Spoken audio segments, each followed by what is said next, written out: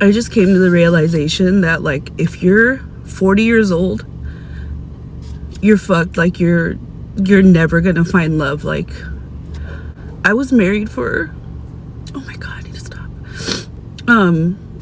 I was married for over 20 years, and like, one thing I wish I would have known before I got my second divorce is I'm divorcing my husband. I'm leaving him. Today he lost his job and I can't do it. He can't pay any bills. I'm taking my kids and we're out of here. It's an evil world we live in. You know, life after divorce. As a woman, I would honestly sit here and say, as much as I've made the decision and the choice to divorce my husband then, I also regret. I'm gonna cry. I've just realized that I have become a single 30-year-old mom who's driving in a Dodge Caravan, checking out other men while driving in a subdivision, a suburban subdivision. I am a single 30-year-old woman. Wait, we're starting with a woman basically saying divorce can leave you wondering if love is even still on the table. And then boom, another woman says she's leaving because her husband lost his job and can't pay the bills. I mean, that's a brutal reason to pull the plug. But then the conversation flips because we're suddenly talking about what divorce does to the man too. Child support, alimony, losing the house. Yeah, this story is already getting heavy. I was required to take all of the debt in my divorce or pay him alimony or child support. It's like, life's not fair. It should not be this hard to live in this country. And I'm drowning, and I'm not the only one. And anyways, because I made the majority of the money on paper, I was required to take all of the debt in my divorce or pay him alimony or child support. How old are you? 72. What is something you regret the most in your life? I regret that I had to get a divorce. I'm gonna say something that's gonna piss a lot of people off, and I don't care at this point, because us women, we like to do too much. Way too much. Okay, I am the problem. I'm not a feminist. I can see men and I don't immediately feel threatened. I'm not a feminist. And then people ask me if I'm actually a woman. I'm not a feminist. I can wear dresses and feel pretty. I'm not a feminist. Thank you. I'm not a feminist. I don't hate children. I'm not a feminist. I would watch this video and I wouldn't be offended. I'm not a feminist. I can actually cook. Can someone tell me where we find the real man? At 47 years old, after 25 years married, I found myself divorced. You guys, I thought it was... Nah, now she's talking about becoming a weekend dad and barely seeing your own kids. That's the kind of sentence that makes everybody in the room go quiet. Then we get a 72-year-old woman asked what she regrets most, and she doesn't hesitate, the divorce. Wait, after all those years, that's her biggest regret? And just when you think things might calm down, the conversation takes a sharp turn into feminism and marriage. Yeah, this is getting spicy. It's over. I remember sitting on my floor just crying, saying, I don't want to do this anymore. I'm too old to do this again. I'm too old now to fall in love and find the love of my life, because how much time are we going to have left? I haven't slept with my husband in probably a year. Single men, single males, single dads. I have a question for you all.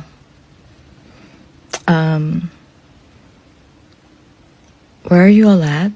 Went to Home Depot to find a man. Home Depot because I need to change my light, and hopefully I can find my man in there.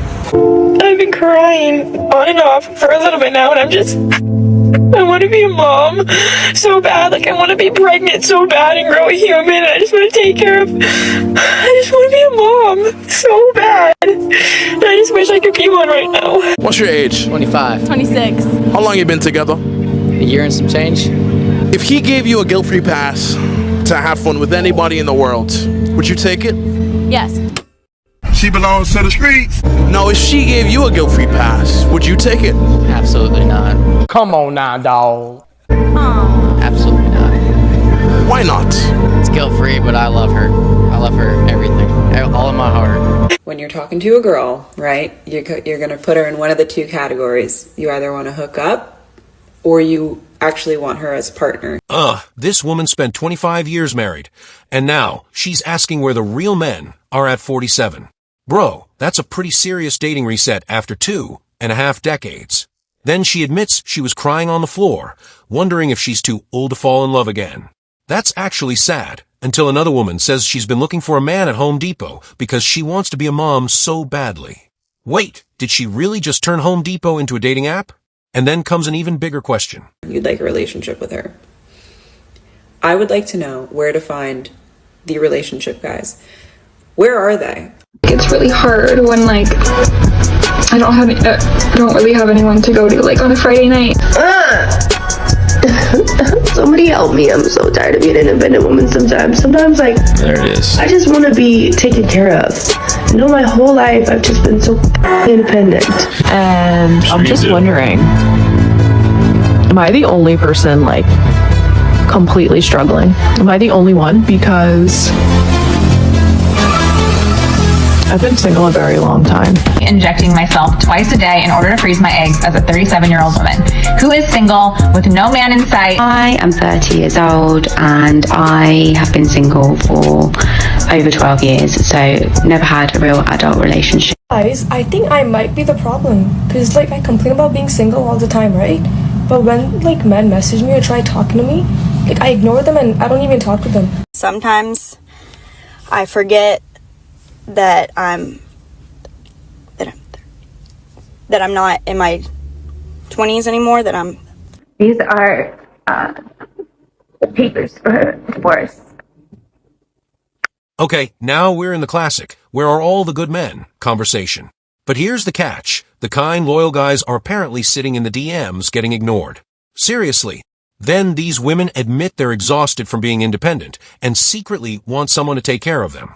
And one woman says she's 37, single, and freezing her eggs. That's more than dating frustration. That's a real clock ticking. Then another woman admits she ignores men herself. And that's very sad. I don't understand how 8 years of trying my best to love somebody and fight for them can just be wiped out with little papers. It's not easy. So, day one after filing, and I feel so sad. I know I'm going to go through different emotions, but right now I feel sad.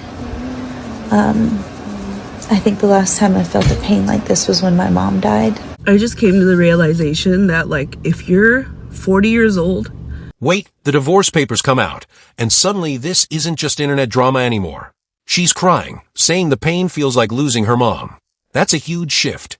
Then the commentary gets confrontational, accusing wives of withholding affection and using silent treatment. I mean, we're only hearing pieces of one side. Then she says an 8-year marriage can be wiped away with a few papers. Now she's questioning whether love is even possible at 40. Yeah, this hurts. You're fucked. Like, you're never gonna find love. Like, oh my god. Sorry, I woke up like really, really emotional because I was married for, oh my god, I need to stop. I was married for over 20 years, and like, I was so used to being a wife. Like, I loved being married, you know? Like, I love being a wife. I love having like that one person I love coming home to and like venting all my shit to. And now it's like, yeah, you date people and like sparks fly, and then it's just like, oh, I found better, you know? I think some of you guys missed my story time because, I don't know, I posted the dumbest video of me at Home Depot. It didn't go viral. But like, I was talking to my ex again, and there was a TikTok, I had a fan on here, a TikTok follower that messaged me, and she said, hey, I started talking to this guy, and I noticed on his Instagram like those highlight reels, you were in one of his highlight reels, like you guys made a TikTok together. And I was like, oh yeah, that's my boyfriend, because we were like trying to work things out. It was long distance, whatever. And she's like, oh, well, we're talking. He said he was single. And I'm like, I'm not even crying about that. I think I'm just more sad about the fact that, like, it's impossible. It's impossible to find someone that you will 100% trust. And part of it has to do with me. Nah, she's completely breaking down now. After more than 20 years of marriage, she says she actually loved being a wife, having one person to come home to, vent to, and share life with. That's the part that hits. Then she brings up her ex, and suddenly it gets messy. A follower says another woman claims he's single, even though they're trying to work things out. Wait, what? Now she's talking about how social media makes cheating so accessible. That changes the whole mood. Me too, because of my insecurities, but honestly, 99% of the time it's because they're cheating, you know, because it's so accessible. Social media, talking to other women. Why do I still have my fucking seatbelt on? And just like that, we're left sitting with the trust issue. She's blaming social media for making it way too easy for people to talk to other women, while also admitting her own insecurities play a part. That's pretty honest, even if it's messy. Then the video drifts into music and fragments, so there's no major new reveal to react to. Well, that was a relationship roller coaster. If you enjoy stories that go completely off the rails, hit like, subscribe, and I'll catch you in the next one.